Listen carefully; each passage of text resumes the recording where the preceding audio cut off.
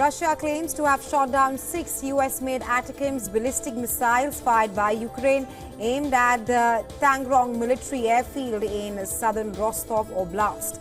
Russian Defense Ministry says that 2 ballistic missiles were shot down. The rest were deflected and downed by Russian electronic warfare. The incident marks the first time Ukraine has used US-made longer-range missiles to target Russian territory.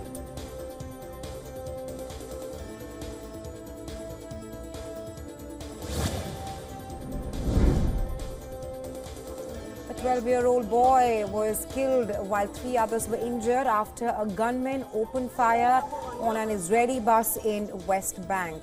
The shooting happened around 11:30 p.m. near Bethlehem at the tunnels checkpoint south of Jerusalem. The young boy, who was traveling with his family from Beitar Illit settlement to Jerusalem, was evacuated in critical condition but succumbed to his injuries after intensive attempts at the Hadassah hospital.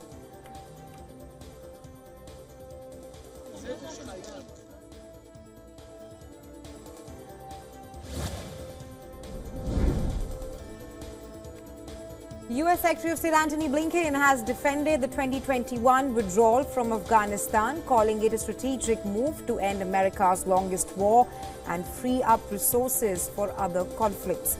In his testimony before the House Foreign Affairs Committee, Blinken emphasized that staying in Afghanistan for another 20 years would have delighted adversaries like Russia. Blinken's appearance came after a long dispute with the Republican-led committee over when he would testify about one of the darkest incidents of Democratic President Joe Biden's presidency.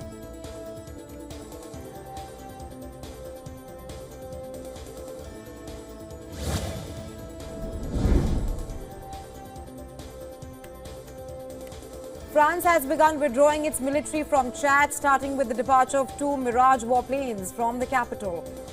This move comes 2 weeks after Chad announced it would be ending its defense cooperation pact with France, which was signed in 1976. The surprise decision by Chad's government marks a major shift in the country's relations with France, a key ally in the fight against Islamist militants in the region. France has already pulled its troops out of Mali, Burkina Faso and Niger following military coups and growing anti-French sentiment.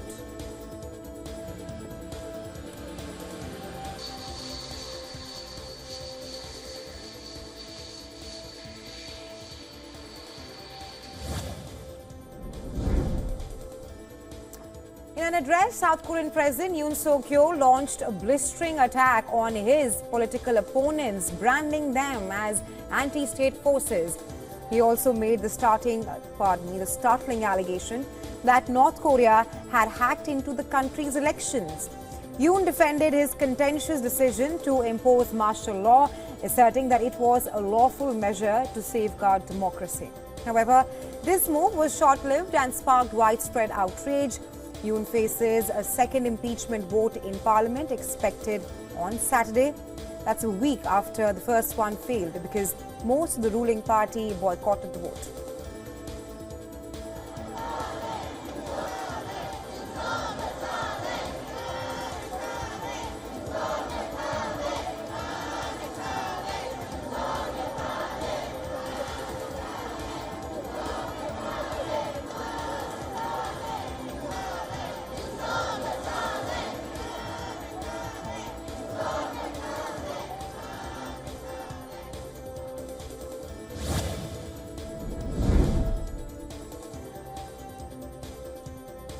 Pakistan security forces killed 7 terrorists in 2 different operations in North Waziristan district of Khyber Pakhtunkhwa province.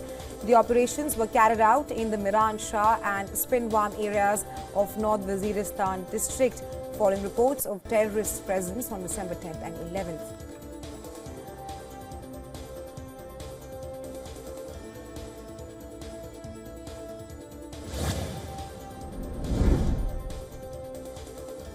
Taiwan says it has detected 16 Chinese warships in waters around the island, one of the highest numbers this year as Beijing intensifies military pressure on Taipei. The Navy vessels, along with 34 Chinese aircraft, were spotted near Taiwan. Taiwan officials said this week that Beijing has been holding its biggest maritime drills in years from near the southern islands of Japan to the South China Sea.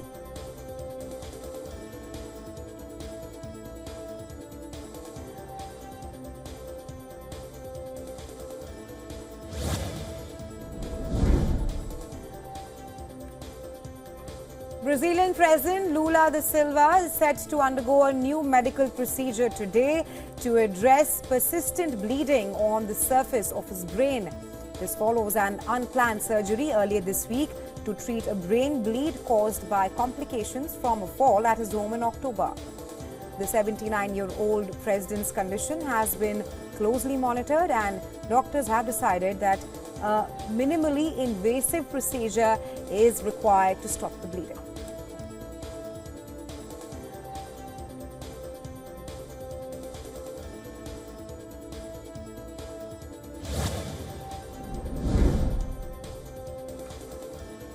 A Myanmar ethnic armed group has claimed complete control of a key region along the Bangladesh border, piling further pressure on the junta, battling opponents elsewhere across the country. Fighting has rocked western Rakhine state since the Arakan army attacked security forces in November last year, ending a ceasefire that had largely held since the junta's 2021 coup. Arakan army fighters have seized large parts of territory in the state that is home to China and India-backed port projects and all but cut off state capital.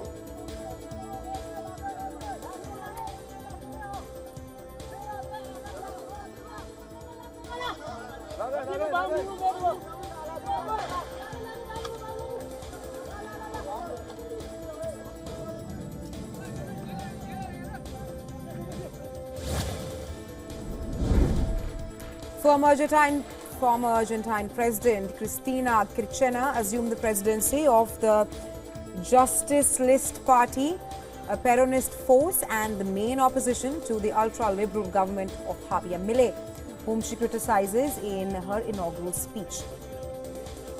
Kirchner has shown herself to be a staunch opponent of Milei's policies of cutting public spending and deregulating the economy.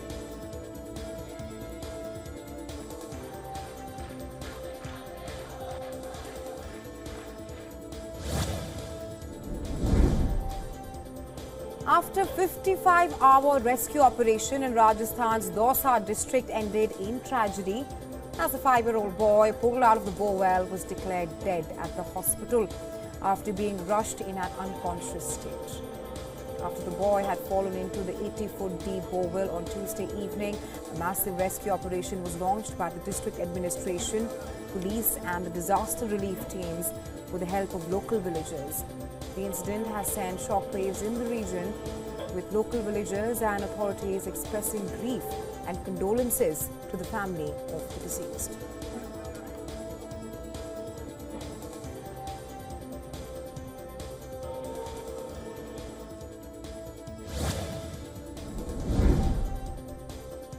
In response to new U.S. inflation data, the $29 trillion treasury market has seen lesser swings, but fluctuations from the labor market has intensified. Following the consumer price index for November matching experts' expectations, two-year treasury rates rose. However, a lackluster inflation report showed evidence of a subdued reaction.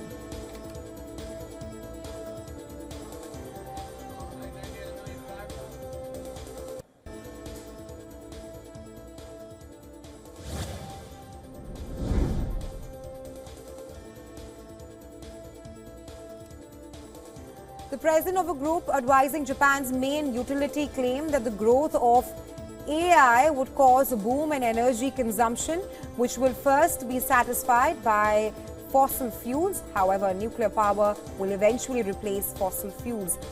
According to Dale Klein, chairman of the Nuclear Reform Monitoring Committee for Tokyo, electric power demand is rising so fast that we will not have time to build nuclear plants initially. He added, more natural gas will be required in the near future to accommodate data centers construction in countries like US and Japan.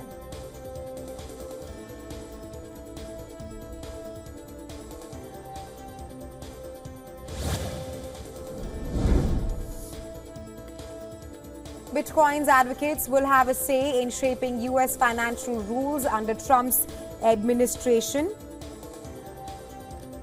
That has contributed to Bitcoin's recent price action around $100,000. According to recent reports, Brian Quartnitz is now one of the leading contestants to head the Commodity Futures Trading Commission.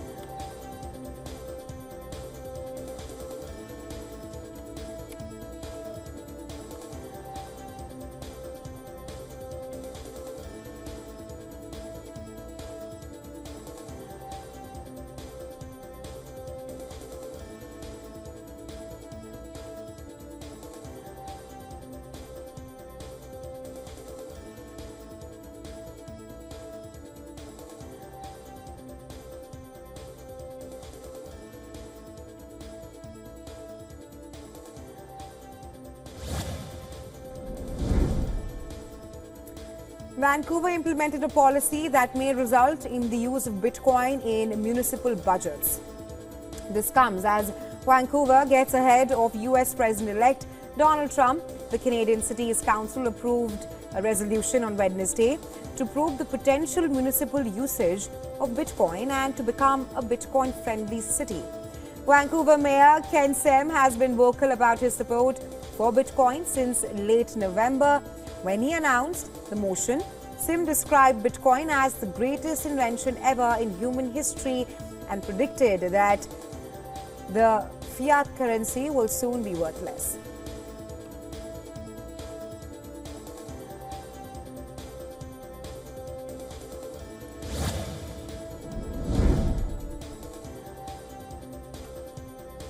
Nvidia has hired hundreds of Chinese nationals this year to strengthen its research capacities and concrete on new autonomous driving technology. From an initial staff of around 3,000 in early 2024, Nvidia is expected to grow to over 4,000 by the year's end. Nvidia strengthened its team of self-driving researchers, Beijing, by adding over 200 employees as a part of this development. The American firm has also strengthened its teams responsible for manufacturing networking software and after-sales support.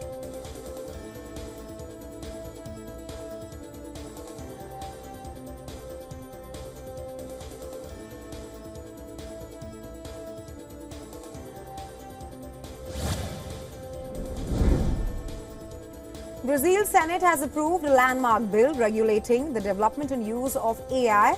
The bill, which sets rules for AI companies and outlines oversight mechanisms, it has now been moved to the Chamber of Deputies for further consideration.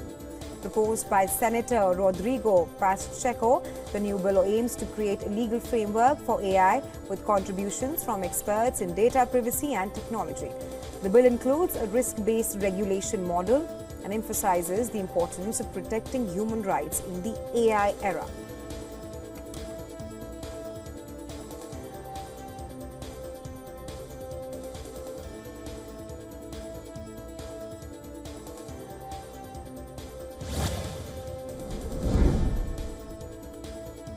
TikTok has challenged a Canadian government order that asked for a shutdown of the short video apps business in the country following a security review.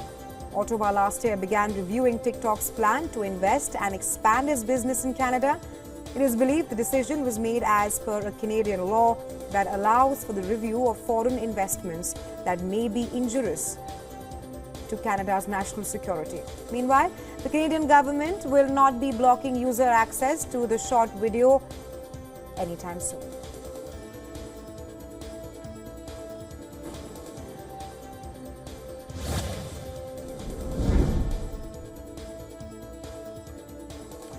Ahead of the holiday season, Meta has launched a global anti-scam awareness campaign to protect its users.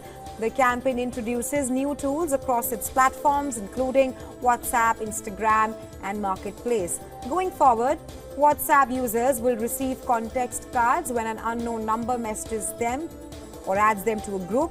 Meanwhile, Instagram users will get alerts about suspicious accounts trying to follow them. And Facebook Marketplace will warn users of potential scam patterns.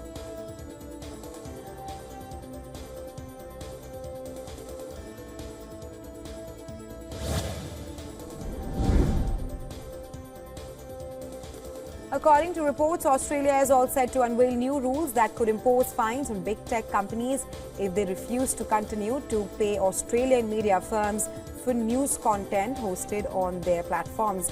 Under the proposed new rules, it will be mandatory for tech firms to pay even if they refuse to negotiate with publishers or remove news from its platforms.